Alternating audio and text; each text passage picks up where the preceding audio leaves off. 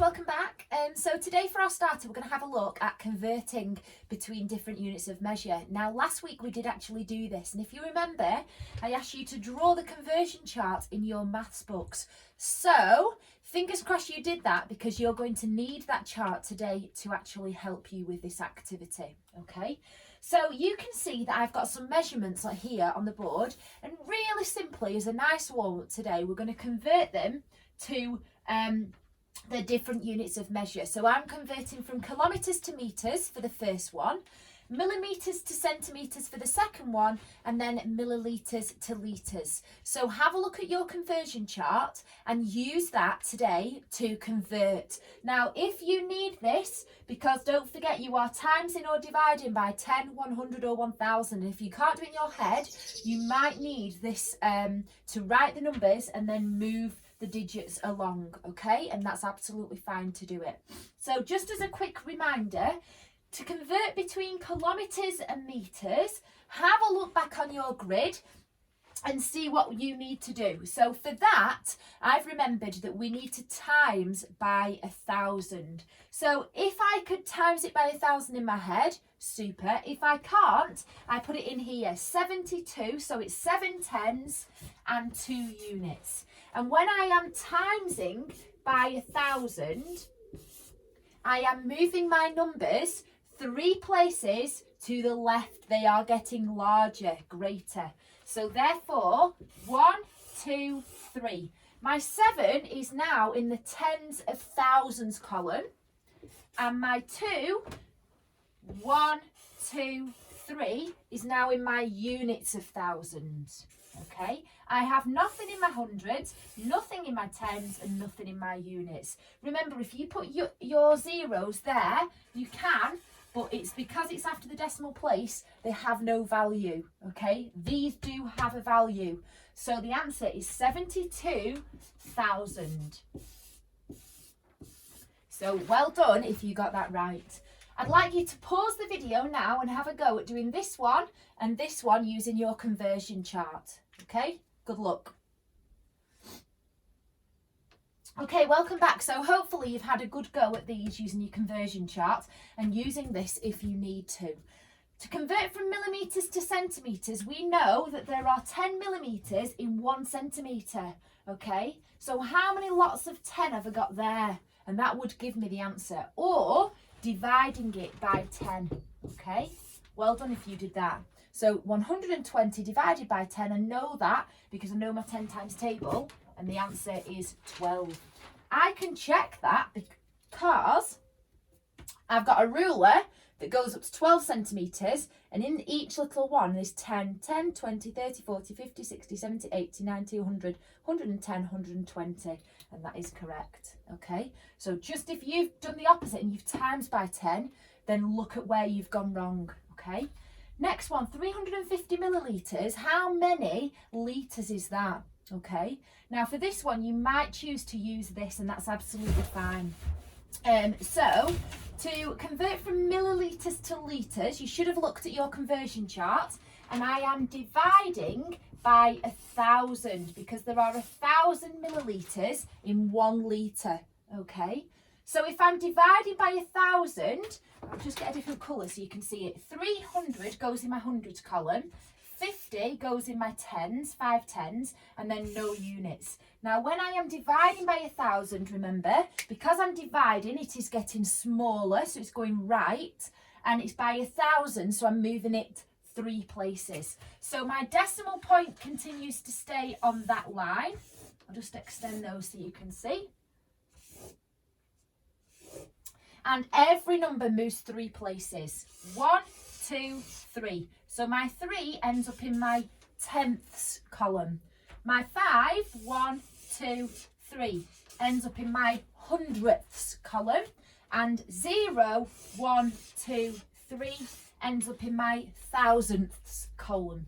Now I have nothing in my units, and it's important to put that there because I have no whole numbers, I've just got decimals. So my answer therefore is 0.350 litres. That's the same as 0.35. Okay, make sure you don't say 35 because that's not 3/10, it's 3/10. Okay, so it's 0.35. So well done if you got that right.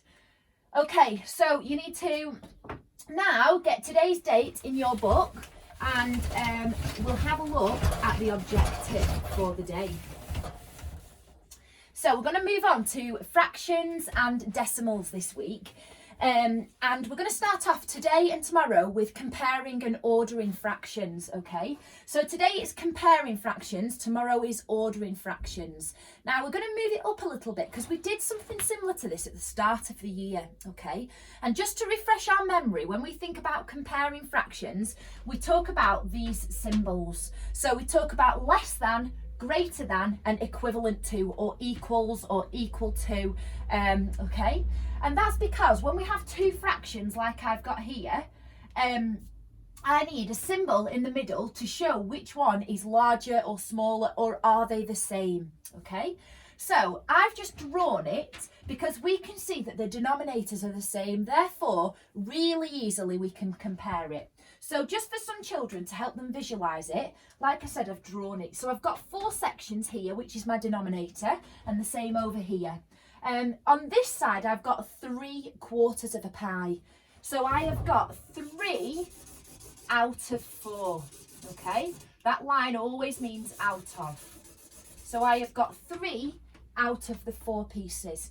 Over on this side though, the numerator is 1. Therefore, I've got 1 out of 4, okay? So if I have got 1 and then on this side I've got a 3, which one is the largest? So hopefully you would have seen that this side is the largest, okay? So 3/4 is greater than 1/4. Greater means bigger, don't forget, okay? So therefore my symbol goes like that. And we did this back in year 2, and we looked at these symbols, and this bit, as to help you might have done the crocodile's mouth, opens to the largest side. So if this side was the largest, the open would be over there, okay? But because this is the largest fraction, the open side is over here, okay? So let's have a look at this. Now we've got a slight problem here because the denominators are different. Now if you remember, when we add, when we subtract, when we compare or order fractions, the denominators have to be the same. So how can we possibly get these to be the same? Well, we know that we can find a common denominator by finding a number that 7 and 35 both go into. So have a think in your head now, what number does 7 and 35 both go into? Okay, well done. So hopefully you've had a think and you've come up with the number 35, because 7 goes into 35 and 5 goes into 35, okay? You might have the number 70, and that's absolutely fine, because you will still get the same answer as long as you do your working out properly and accurately, okay? So how many lots of 7 go into 35? 7, 14, 21, 28, 35. So you can see that I have times my denominator by 5. And therefore I have to times my numerator by 5 to calculate the equivalent fraction of 3/7. So 3 times 5, 3, 6, 9, 12, 15. Okay. So now let's have a look at this side. Am I going to times this side by 5? No, I'm not, because I need to look at how many 5s go into 35. 5, 10, 15, 20, 25, 30, 35. So I've times 5 by 7 to get 35. So therefore I'm going to times my numerator by 7. 2 times 7, 7, 14. So my answer is 14. Okay. Now when we look at these fractions are equivalent to those. They're exactly the same. That's just the simplified form. Okay, so when I say to you, oh, can you simplify it? All you're doing is converting it to the simplest form. Okay, but I've had to get it to this to get the denominator to be the same. Otherwise, it's not comparative. Okay, it's not fair. Like we talk about fair tests, they have to be the same. Okay, so my denominators are now the same. And if I look at my numerator, which one is the largest? Is it 15 35ths or 14 35ths? And hopefully you know that it's 15 is larger than 14. Therefore, if this one is bigger on this side, I need to have my arrow to the largest bit is to the biggest bit, and the smallest end of my arrow is to the smallest one, okay? Don't forget, when you're doing this in your books, always make sure that you've got it in between the original fraction, because quite often a lot of us do this and forget to put an answer in the box, okay? So make sure you always go back to the original question and put your answer there, okay? Now, you can see that I've got a little bit of a trickier one, all right? So we're going to have a look at this.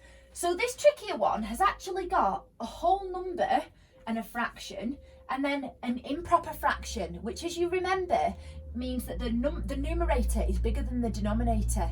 Okay, so if I've got 2 wholes and 5/6 and I've got 7/3, I need to make it fair. As we've talked about, if we're comparing, it needs to be comparative, it needs to be fair. So the first thing I need to do is make sure that they are both just fractions, okay? I don't want to mess around with whole numbers and fractions and different denominators and all that kind of stuff. I need to make sure that they're both just fractions. So that's okay, but it's this one. So if I have got 2 wholes, how many sixths have I got? Now, if you think I've got 2 wholes, I'll draw it to help you, and it's each one split into 6. Oops. Let me think. That's 6. And like that, okay? So, and I've got 2 of those. So I've got 6 and I've got another 6. So altogether there, I've got 12 sixths, okay? But I've also got 5 here. So my 12, which is this, add my 5, 12, add 5, 13, 14, 15, 16, 17. So this converts to 17 sixths. And this is 7/3, okay? But again, so we've at least got them to fractions, but their denominators are different. So how can I make my denominators the same? I need to look, is there a number that 6 and 3 goes into? Well, yeah, there is. The number 6. Yeah, 6 goes into 6 once and 3 goes into 6 twice. So therefore, my denominator is going to be 6, okay? I don't need to do anything with that because it's already 6, but I do need to do something with this. What have I done to that to get 6? That's all I'm doing here. I timesed it by 2. Therefore, I times my numerator by 2, which gives me 14.